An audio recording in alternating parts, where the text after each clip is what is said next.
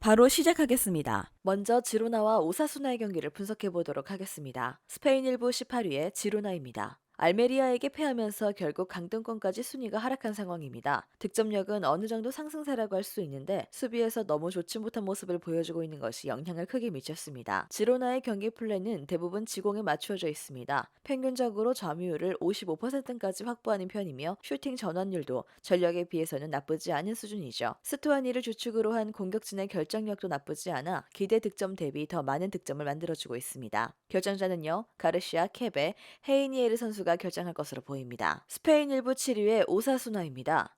에스파뇰을 잡아내면서 순위를 유럽 대회 진출권 턱 밑까지 상승시키는 데 성공했습니다. 적어도 9위 아래의 팀을 상대로는 경쟁력을 보여주고 있는데 올 시즌 리그에서 챙긴 5승을 모두 9위 이하의 팀을 상대로 기록했습니다. 오사수나의 올 시즌 컨셉은 수비적이고 선굵은 축구인데 라인을 뒤로 내리고 최대한 자기 위치를 고수하면서 공간을 좁히는 방식을 사용하고 있습니다. 이 때문에 압박에도 적극적으로 나서는 편은 아니고요. 이를 1대1 능력으로 파괴할 수 있는 상위권 팀에게는 수비력에서 약점을 보일 때가 있지만 하위권 팀을 상대로는 확실하게 효과를 보고 있는 모습입니다. 지로나에게 경기 주도권을 내줄 가능성이 높지만 수비진이 와르르 무너지는 경우는 없을 가능성이 높습니다. 결정자는요, 세베리노 선수가 결정할 것으로 보입니다. 2.5 언더를 주력으로 삼는 것을 추천하고 싶습니다. 지로나가 중앙에 힘을 상당히 주는 특성상 경기 주도권을 잡을 확률이 높은데 오사수나가 라인을 최대한 내리고 자리를 고수하는 성향을 가지고 있기 때문에 하위권 팀을 상대로는 수비적인 성과가 상당한 편입니다. 오사수나도 단조로운 측면 경유나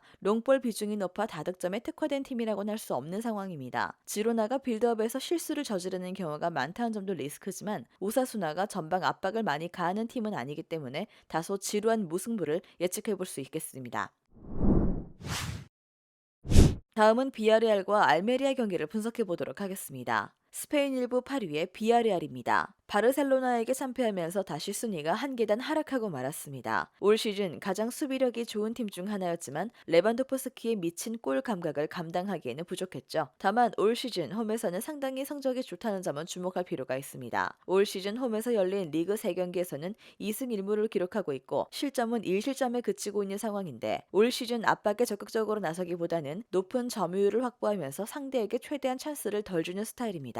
이 때문에 중앙에서 빌드업을 하는 팀을 상대로는 많은 찬스를 허용하고 있지만 알메리아가 중원 정력에서 비아레알을 앞서고 있다고 보기는 어려운 것이 사실이죠. 결정자는요, 코클랭, 모레노, 포이스 선수가 결정할 것으로 보입니다. 스페인 1부 13위의 알메리아입니다. 지로나를 3대2로 잡아내면서 오랜만에 승리를 맛보았습니다. 점유율은 35대 65로 철저하게 밀리는 모습이었으나 빠른 속공을 바탕으로 날카로운 찬스를 잡아낸 것이 주요했죠. 지난 경기에서 기록한 13개 슈팅 중 11개를 박스 안에서 기록했을 정도로 박스 안 침투와 속공의 날카로움은 꽤 살아있던 모습입니다. 다만 해당 경기가 알메리아의 홈이었다는 점은 감안해야 하는데 올 시즌 알메리아가 기록한 11골 중 오직 2골만이 원정에서 기록한 것이었습니다. 투레가 보여주고 있는 결정력을 바탕으로 리그에서 최상위권의 공격 효율 3위를 보여주고 있긴 하지만 원정 약세와 전력 차이는 고려해야 할 대목이 될 것입니다. 결정자는요, 센탈레스, 마르토스, 후안호, 밀로 바노비치 선수가 결정할 것으로 보입니다. 비아레알이 우세한 상황임에는 확실한 상황입니다. 알메리아의 올 시즌 1대1 대응 능력과 압박의 시퀀스가 좋지 못한 상황이고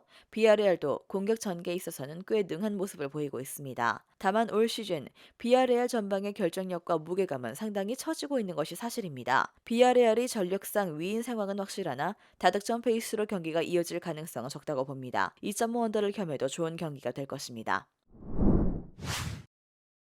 마지막으로 바르셀로나와 빌바오의 경기를 분석해 보도록 하겠습니다. 스페인 1부 2위의 바르셀로나입니다. 비아레알을 3대 0으로 잡아내면서 엘클라시코 완패의 충격에서 벗어났는데 성공했습니다. 다만 이제 상당히 힘든 일정을 소화해야 되는데 이 경기 이후 바이에른 뮌헨과의 챔스 경기를 치러야 하고 다음 리그 일정도 발렌시아라는 만만치 않은 상대입니다. 레반도프스키가 계속해서 좋은 폼을 보여주고 있다는 것은 다행이지만 레반도프스키가 막히게 되면 득점원이 거의 없어진다는 점은 고민이라고 할 수 있을 듯합니다. 올 시즌 11골을 넣고 있는 레반도프스키인데 그 다음으로 많은 골을 넣고 있는 선수는 안스파티이죠. 그런데 안스파티의 올 시즌 득점은 3골에 그치고 있는 상황입니다. 레알 마드리드전에서도 밀리탕의 수비로 레반도프스키가 막히자 공격이 답답해진 바 있기 때문에 다른 득점원들의 분발은 확실히 필요할 듯 보입니다. 쿤데가 라인업에 돌아오면서 수비진의 기동력은 나름대로 보완할 수 있을 듯합니다. 이것이 중요한 이유는 빌바오의 올 시즌 컨셉이 다양한 방향에서 파고드는 뒷공간 침투이기 때문인데 아직 수비진이 100% 완성된 상태는 아니나 기동성이 뛰어난 쿤데가 중앙에 배치되어 있다는 점 하나만으로도 빌바오의 역습 저지에 속절없이 당하는 모습은 보여주지 않을 가능성이 높습니다. 결정자는요, 크리스텐센, 데파이, 아라우호 선수가 결정할 것으로 보입니다.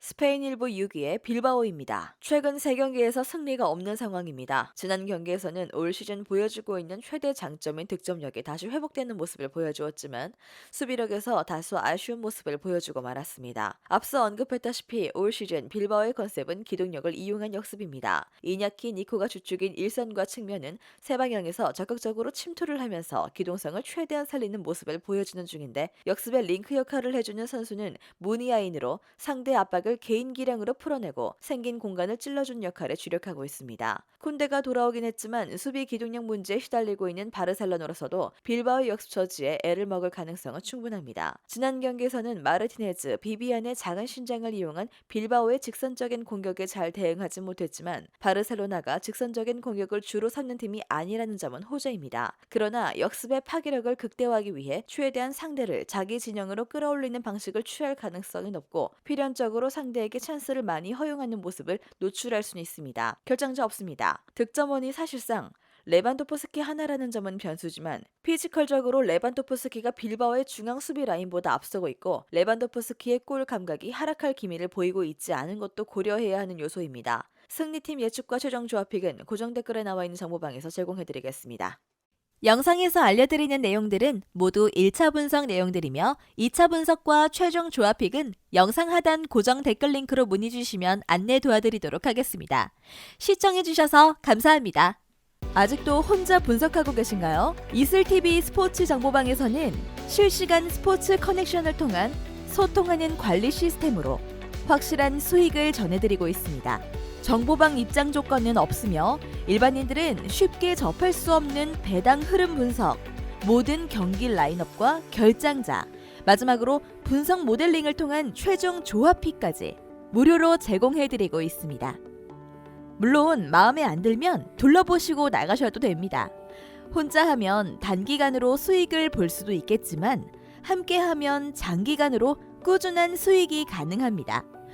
정보방 무료 참여하시고 꾸준한 수익을 원하시는 분들은 영상 고정 댓글 링크로 문의 주시면 안내 도와드리겠습니다. 늦지 않았습니다. 함께 합시다.